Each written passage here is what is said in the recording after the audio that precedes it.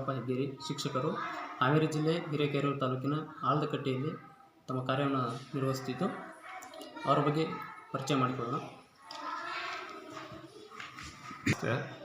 ನಮ್ಮ ಹೆಸರು ನಾಗಪ್ಪ ಸಿದ್ಲಿಂಗಪ್ಪ ಹೆಗ್ಗೇರಿ ಅಂತ ಹೇಳಿ, ಇಲ್ಲೇ ಪಕ್ಕದ ಗ್ರಾಮ ದೂಪದಹಳ್ಳಿಯಲ್ಲಿ ನಾವು ಜನಿಸಿದ್ದು.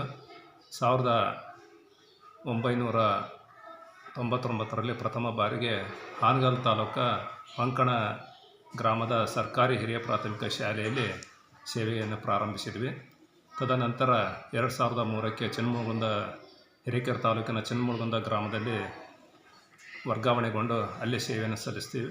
ತದನಂತರ ಹಿರೇಕೆರೂರು ತಾಲೂಕಿನ ಬನ್ನಿಹಟ್ಟಿ ಶಾಲೆಯಲ್ಲಿ ಸೇವೆಯನ್ನು ಮಾಡಿದ್ದು. 2007ಕ್ಕೆ ಮತ್ತೆ ಪುನಃ ಇದೇ ಸರ್ಕಾರಿ ಕಿರಿಯ ಪ್ರಾಥಮಿಕ ಶಾಲೆ ಆಲದಕಟ್ಟೆಯಲ್ಲಿ ಸಹಶಿಕ್ಷಕರಾಗಿ ನಮ್ಮ ಸೇವೆಯನ್ನು ಮುಂದುವರಿಸ್ತಾ ಇದ್ದೇವೆ.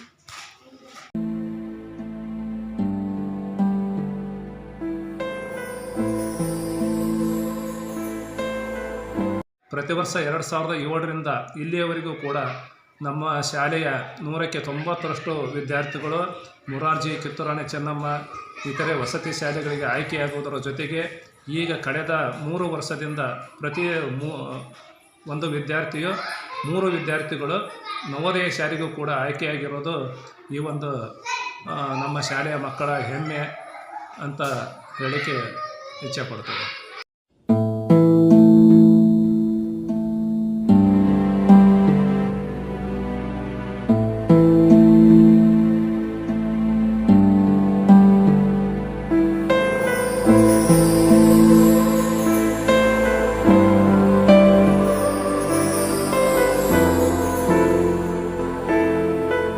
ನಾನು 2 ಚಿಕ್ಕ ಪುಸ್ತಕಗಳನ್ನು ಕೂಡ ಬರೆದೆ. ಒಂದು ಸ್ಫೂರ್ತಿ, ಇನ್ನೊಂದು ಜ್ಞಾನ ಸಿಂಚನ ಅಂತಕ್ಕಂಥವುಗಳನ್ನ ಇವತ್ತು ನಾವು ಕನ್ನಡ ಸಾಹಿತ್ಯ ಪರಿಷತ್ತಿನ ಒಂದು ತಾಲೂಕಾ ಘಟಕದ ಗೌರವ ಕಾರ್ಯದರ್ಶಿಯಾಗಿಯೂ ಕೂಡ ಈಗ ಆ ನಿಟ್ಟಿನಲ್ಲಿ ಕೆಲಸವನ್ನು ಮಾಡ್ತಿದ್ದೇವೆ. 3-4 ಸಮ್ಮೇಳನಗಳನ್ನು ಮಾಡಿದ್ದೇವೆ. ಆ ಸಮ್ಮೇಳನದಲ್ಲಿ ನನ್ನ ಪುಸ್ತಕಗಳು ಬಿಡುಗಡೆಯೂ ಕೂಡ ಆದವು. ಅನೇಕ ಜನರ ಪ್ರಶಂಸೆಗೂ ಕೂಡ ಪಾತ್ರವಾಗಿದ್ದವು ಅಂತ ಹೇಳಿಕೆ ಸಂತೋಷ ಆಗ್ತದೆ. ಈ ಒಂದು ನಿಟ್ಟಿನಲ್ಲಿ ನಮ್ಮ ಮಕ್ಕಳಿಗೆ ನಮ್ಮ ಸೋರು ಬರೆದರೆ ನಾವ್ಯಾಕೆ ಬರೀಬಾರ್ದು ಅನ್ನೋದು ದೃಷ್ಟಿಯಲ್ಲಿ ಈಗ ನೀವು ವಿಚಾರ ಮಾಡಿದರೆ ನಮ್ಮ ಅನೇಕ ಮಕ್ಕಳು ತಾನು ಒಂದು ಮದುವೆ ಸಮಾರಂಭಕ್ಕೆ ಹೋಗಿದ್ದನ್ನು ಪ್ರಬಂಧ ರೂಪದಲ್ಲಿ ಬರ್ಕೊಂಬರ್ತಾನೆ. ತಾನು ನೋಡಿದ ಒಂದು ಹಕ್ಕಿ ಪಕ್ಷಿಗಳ ಅಥವಾ ಮಳೆ ಬರುವ ದೃಶ್ಯಗಳನ್ನು ಕವನಗಳಲ್ಲಿ ಬರೀಲಿಕ್ಕೆ ಪ್ರಯತ್ನವೂ ಮಾಡ್ತಿದ್ದಾರೆ. ತಾವು ಬೇಕಾದರೆ ನಮ್ಮ ಮಕ್ಕಳನ್ನು ಶಾಲೆಯ ಅವಧಿಯಲ್ಲಿ ಬಂದು ನೋಡಿದರೆ ಆ ಮಕ್ಕಳು ಕೂಡ ಅವರ ಒಂದು ಪ್ರೊಫೈಲ್ನಲ್ಲಿ ಇವೆಲ್ಲವನ್ನು ಬರೆಸಿ ನಾವು ಯೋಜನೆಗಳನ್ನು ಕೊಟ್ಟು ಅವನ್ನು ಹಾಕ್ತಿದ್ದೇವೆ. ಯಾವುದೇ ಕಾರಣಕ್ಕೂ ಮಗು ಶಾಲೆಯಿಂದ ಹೊರಗೆ ಉಳಿಬಾರ್ದು. ಮಗು ನಗುತ್ತಾ ಖುಷಿಯಿಂದ ಶಾಲೆಗೆ ಓಡಿ ಬರಬೇಕು. ಬಂದು ತನ್ನ ಒಂದು ಕಾರ್ಯಚಟುವಟಿಕೆಯಲ್ಲಿ ತಲ್ಲೀನಾಗಬೇಕು. ಸ್ವಕಲಿಕೆ, ಸ್ವವೇಗದ ಕಲಿಕೆ, ಸಂತಸದಾಯದ ಕಲಿಕೆ ಮಗುಗಿದ್ದಾಗ ಅದು ಮುಂದೆ ಒಂದು ದಿವಸ ತನ್ನ ಗುರಿಯನ್ನು ಮುಟ್ಟುವುದರಲ್ಲಿ ಯಾವುದೇ ಸಂಶಯ ಕಾಡೋದಿಲ್ಲ. ಆವಾಗ ಮಗುಗೆ ಯಾವ ಕೀಳರಿಮೆನೂ ಕೂಡ ಉಂಟಾಗೋದಿಲ್ಲ. ಎಲ್ಲ ಮಗು ಕೂಡ ಒಂದಕ್ಕೊಂದು ಅರ್ಥೈಸಿಕೊಂಡು ಬದುಕನ್ನು ಕಟ್ಟಿಕೊಳ್ಳಲಿಕ್ಕೆ ಈ ಒಂದು ನಮ್ಮ ಸಾಹಿತ್ಯ ಕೊಡುಗೆ ಅಪಾರವಾಗಿದೆ ಅಂತಕ್ಕಂಥ ಭಾವನೆಯನ್ನು ವ್ಯಕ್ತಪಡಿಸಲಿಕ್ಕೆ ಹರ್ಷವಾಗ್ತದೆ.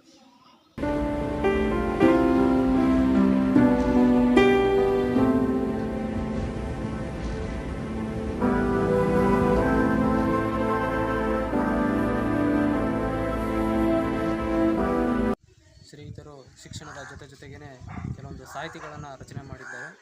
ಆ ಸಾಹಿತಿಗಳ ಕೊಡುಗೆಗಳು ಏನಂತ ಅವ್ರ ಜೊತೆಗೆ ಚರ್ಚಿಸೋಣ.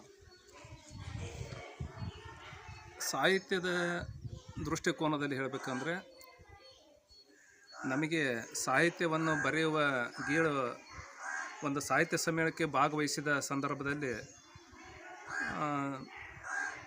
KS ನಿಸಾರ್ ಅಹಮದ್ರವರು ಒಂದು ಶಿವಮೊಗ್ಗದಲ್ಲಿ ನಡೆದ ಸಾಹಿತ್ಯ ಸಮ್ಮೇಳನದ ಅಧ್ಯಕ್ಷರಾದ ಸಂದರ್ಭದಲ್ಲಿ ನಾನು ಆ ಸಾಹಿತ್ಯ ಗೋಷ್ಠಿಗೆ ಭಾಗವಹಿಸಿದ್ದೆ. ಆ ಸಂದರ್ಭದಲ್ಲಿ ಅವರು ಹೇಗೆ ನನಗೆ ಸಾಹಿತ್ಯ ನಿತ್ಯೋತ್ಸವ ಕವಿ ಎಂದೇ ಹೆಸರಾಗಿರ್ತಕ್ಕಂಥ ಶ್ರೀಯುತರು ಹೇಗೆ ನನಗೆ ಸಾಹಿತ್ಯ ಬರೆಯುವ ಗೀಳು ಹುಟ್ಟಿತು ಅಂತ ಹೇಳಿ ತಮ್ಮ ಪ್ರಾಸ್ತಾವಿಕ ಭಾಷಣದಲ್ಲಿ ಇದನ್ನು ಹೇಳಲಿಕ್ಕೆ ಪ್ರಾರಂಭವಾದರು. ಆವಾಗ ನನಗೆ ಸಾಹಿತ್ಯವನ್ನು ಎಷ್ಟು ದಿವಸ ಬರೆದರೂ ನನಗೆ ಅದನ್ನು ಒಂದು ರಸಸ್ವಾದ ಸಿಗ್ತಾ ಇರಲಿಲ್ಲ. ಅವತ್ತು ಪೂರ್ಣ ಅವರ ಮಾತುಗಳನ್ನು ಕೇಳಿದಾಗ ಯಾವುದೇ ಒಂದು ಕೆಲಸಕ್ಕೆ ಒಂದು ಗುರು ಮಾರ್ಗದರ್ಶನ ಇರಬೇಕು ಅಂತಕ್ಕಂಥ ಭಾವನೆಯಿಂದ ನನಗೆ ಅವರೆಲ್ಲ ಮಾತುಗಳನ್ನು ತಲ್ಲಿನೆತ್ತಿಂದ ಆಲಿಸಿದ ತದನಂತರ ಗೊತ್ತಾಯಿತು, ಸಾಹಿತ್ಯ ಎಲ್ಲಿ ಇಲ್ಲ, ಎಲ್ಲ ಬಲ್ಲವರಿಲ್ಲ, ಬಲ್ಲವರು ಬಹಳಿಲ್ಲ, ಬಲ್ಲವರಿದ್ದು ಬಲವಿಲ್ಲ, ಸಾಹಿತ್ಯ ಎಲ್ಲರಿಗಿಲ್ಲ, ಸರ್ವಜ್ಞ ಅಂತ ಹೇಳಿ ನಾವು ಇದೇ ಸರ್ವಜ್ಞನ ನಾಡಿನಲ್ಲಿ ಜನಿಸಿದದ್ದೇ ನಮ್ಮ ಒಂದು ಸೌಭಾಗ್ಯ. ಆ ಮಣ್ಣಿನ ಋಣವು ಏನೋ ಅವರ ಮಾತುಗಳನ್ನು ಕೇಳಿದ ನಂತರ ನಾನು ಹಂಗಾರೆ ಇಂತಹ ಘಟನೆಗಳನ್ನು ಸ್ವಲ್ಪ ಆಳವಾಗಿ ಅಭ್ಯಸಿಸಿ ಅವುಗಳನ್ನು ಈ ಒಂದು ಪದಕೋಶಗಳಲ್ಲಿ ಸಂಗ್ರಹಿಸಿದರೆ ಇದು ಒಂದು ಸಾಹಿತ್ಯ ಆಗ್ತತಿ, ಒಂದು ಆಧಾರವಾಗ್ತತಿ, ಮಕ್ಕಳಿಗೆ ಒಂದು ವಿಷಯವನ್ನು ಕಟ್ಟಿಕೊಡಲಿಕ್ಕೆ ಅನುಕೂಲ ಆಗ್ತತಿ. ಈಗ ಗದ್ಯ ಬಿಚ್ಚಿ ಹೇಳ್ತತಿ ಅಂತಾರೆ, ಪದ್ಯ ಮುಚ್ಚಿಡ್ತತಿ ಅಂತ ಹೇಳ್ತಾರೆ ಸಾಹಿತಿಗಳು. ಆ ರೀತಿಯಾಗಿ ಇದು ವಿಷಯಾಂಶಗಳನ್ನು ಮುಚ್ಚಿಟ್ಟು ಮಗುವಿಗೆ ಅನೇಕ ಅರ್ಥಗಳನ್ನು ಹೊಮ್ಮುವ ಒಂದು ಸಾಹಿತ್ಯ ಅಂತ ಹೇಳ್ಬೋದು. ನಾನು ಈಗ ಸಾಹಿತ್ಯದ ಗೀಳನ್ನು ಹಚ್ಚಿಕೊಂಡು ಈಗಾಗಲೇ 2 ಕೃತಿಗಳನ್ನು ರಚನೆ ಮಾಡಿದ್ದೇವೆ.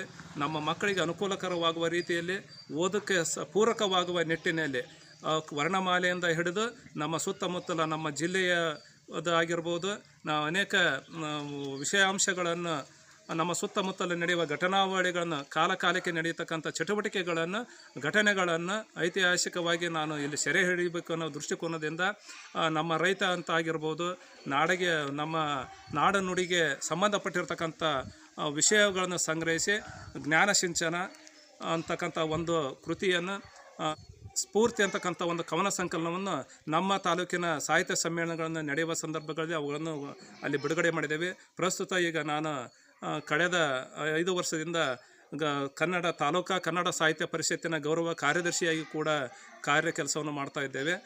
ಅನೇಕ ಸಾಹಿತ್ಯ ಸಮ್ಮೇಳನಗಳನ್ನು ಕೂಡ ಆಯೋಜನೆ ಮಾಡಿ ಜನರ ಪ್ರಶಂಸೆಗೆ ಪಾತ್ರರಾಗಿದೆ ಅಂತ ಹೇಳಿಕೆ ಇಷ್ಟಪಡ್ತದೆ.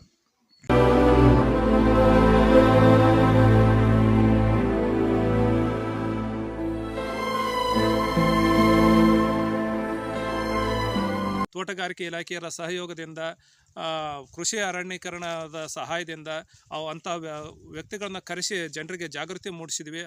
ಮೂಡಿಸುವ ಒಂದು ಕಾರ್ಯಕ್ರಮವನ್ನು ಕೂಡ ಮಾಡಿದ್ವಿ.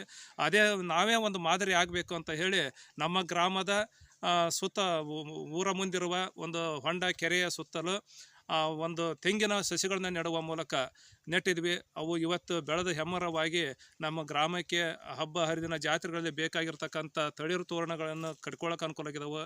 ಮತ್ತು ದೇವಸ್ಥಾನಗಳಿಗೆ ಬೇಕಾದ ಆ ಕಾಯಿಗಳ ಸದ್ಬಳಕೆಯನ್ನು ಕೂಡ ಆಗ್ತಾ ಇದೆ. ಇದನ್ನು ನೆಡಲಿಕ್ಕೆ ಕಾರಣ ಏನಂತ ಅಂದರೆ, ನನಗೆ ಬಂದಿರತಕ್ಕಂಥದ್ದು, ನಾವು ಚಿಕ್ಕವರಿದ್ದಾಗ ನಮ್ಮ ಹಿರಿಯವರು ಸಾರ್ವಜನಿಕ ಸ್ಥಳಗಳಲ್ಲಿ ಅಂದರೆ ರಸ್ತೆಗಳಲ್ಲಿ ಒಂದು ಒಡ್ಡುಗಳ ಮೇಲೆ ಹುಣಸೆ, ಇತರೆ ಮಾವು ಇತ್ಯಾದಿ ಗಿಡಗಳನ್ನು ಬೆಳೆಸಿದ್ರು.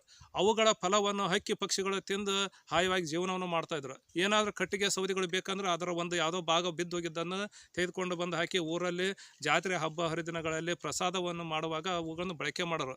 ಇದನ್ನು ನೋಡಿಕೆ ಅಂತ ಬೆಳೆದಿರ್ತಕ್ಕಂಥ ನಾವು ಯಾಕೆ ನಮ್ಮ ಕಾಲಕ್ಕೆ ಒಂದು ಕೊಡುಗೆಯನ್ನು ನೀಡಬಾರ್ದು ಅನ್ನೋ ಉದ್ದೇಶದಿಂದ ಈ ನಮ್ಮ ಹೊಂಡದ ಸುತ್ತಲೂ ನಾವು ಏನು ಮಾಡಿದ್ವಿ, ನೀರು ಇಲ್ಲೇ ಇದೆ, ಇಲ್ಲೇ ಒಂದು ಕೊಡಪಾನ ನೀರು ತುಂಬಿ ಹಾಕಿದ್ರೆ ಇವು ಉತ್ತಮವಾಗಿ ಬೆಳೆಸ್ಬೋದು, ಇದು ಇನ್ನು ಮುಂದಿನ ಪೀಳಿಗೆಗೆ ಒಂದು ಮಾದರಿ ಆಗಲಿ ಅನ್ನೋ ಕಾರಣಕ್ಕೆ ಈ ಗಿಡಗಳನ್ನು ನೆಟ್ವಿ. ಇವತ್ತು ಅವು ಬೆಳೆದು ಹೆಮ್ಮರವಾಗಿ ತಮ್ಮೆಲ್ಲರ ಎದುರಿಗೆ ಕಾಯಿಗಳನ್ನು ಬಿಟ್ಟಿದವು. ಇದರಿಂದ ನಮ್ಮ ದೇವಸ್ಥಾನದ ಕೆಲಸ ಕಾರ್ಯಗಳಿಗೂ ಕೂಡ ಅನುಕೂಲ ಆಗೈತೆ.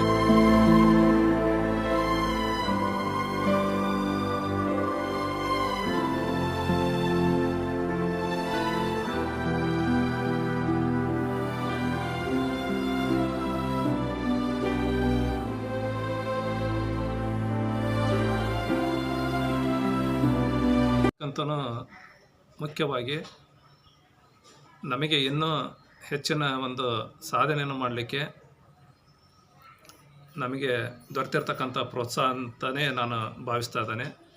ನಮ್ಮ ಒಂದು ಶಾಲಾ ಚಟುವಟಿಕೆಯನ್ನು ಗಮನಿಸಿ ಶೈಕ್ಷಣಿಕ ಕ್ಷೇತ್ರದಲ್ಲಿ ಮಾಡಿರ್ತಕ್ಕಂಥ ಸಾಧನೆಯನ್ನು ಮೆಚ್ಚಿ ನಮ್ಮ ಸಾರ್ವಜನಿಕ ಶಿಕ್ಷಣ ಇಲಾಖೆಯವರು ಪ್ರತಿ ವರ್ಷ ಕೂಡ ಮಾಡಲ್ಪಡುವ ಕಳೆದ ಸಾಲಿನ ಜಿಲ್ಲಾ ಅತ್ಯುತ್ತಮ ಶಿಕ್ಷಕ ಪ್ರಶಸ್ತಿಯನ್ನು ಕೊಟ್ಟು ಗೌರವಿಸುವ ಮೂಲಕ ನಮ್ಮ ಕಾರ್ಯ ಸಾಧನೆಯನ್ನು ಇನ್ನೂ ಹೆಚ್ಚು ಮಾಡಿಕೊಳ್ಳಲಿಕ್ಕೆ ನಮಗೆ ಅನುವು ಮಾಡಿಕೊಟ್ಟಿದ್ದಾರೆ.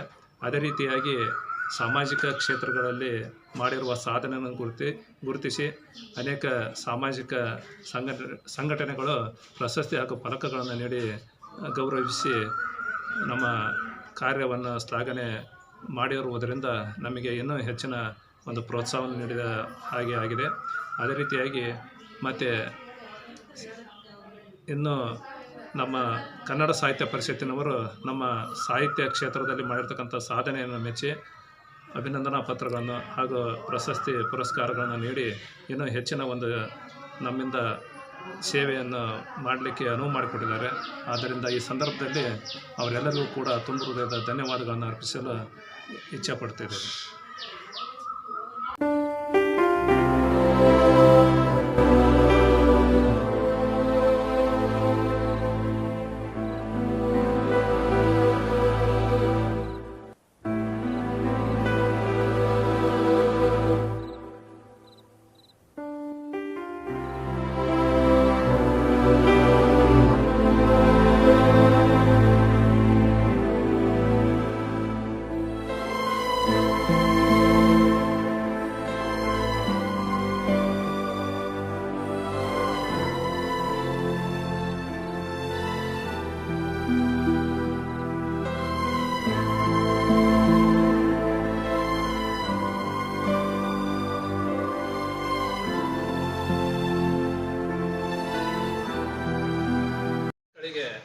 ಕೇವಲ ಪುಸ್ತಕವನ್ನು ಓದಿ ಥಿಯರಿಯ ಮೂಲಕ ಹೇಳಿಕೊಟ್ರೆ ಅಷ್ಟೊಂದು ಸಮಂಜಸವಾಗಿ ಅರ್ಥವಾಗುವುದಿಲ್ಲ. ಅವರಿಗೆ ಒಂದು ಚಟುವಟಿಕೆಯ ಮೂಲಕ ಅವರನ್ನೇ ಒಂದೊಂದು ಗ್ರಹವೆಂಬಂತೆ ಬಿಂಬಿಸಿ ಅವರಿಗೆ ಆ ಮಾತುಗಳನ್ನು, ಆ ಗ್ರಹದ ವಾಸ್ತವಾಂಶವನ್ನು ತಿಳಿ ಹೇಳಿಸಿ ಅವರೇ ತಾನೇ ಆ ಗ್ರಹವೇ ತನ್ನ ಕಾರ್ಯಚಟುವಟಿಕೆಗಳು ಏನು ಎಂಬುದನ್ನು ಅರಿತುಕೊಂಡು ಅದರ ದೈನಂದಿನ ಮತ್ತು ವಾರ್ಷಿಕ ಚಲನೆಯನ್ನು ಮನನ ಮಾಡಿಕೊಂಡು ಅವರು ಈ ರೀತಿಯಾಗಿ ಪಾತ್ರದ ಮೂಲಕ ವಿಷಯವನ್ನು ಅರ್ಥೈಸಿಕೊಂಡಾಗ ಅವರ ನೆನಪಿನಲ್ಲಿ ಆ ವಿಷಯ ಹೆಚ್ಚು ಒಂದು ಅರ್ಥ ಆಗ್ತದೆ ಮತ್ತು ಒಂದು ಕಲಿಕಾ ಚಟುವಟಿಕೆಯಲ್ಲಿ ಪರಿಪೂರ್ಣ ಆಗ್ತದೆ. ಮತ್ತು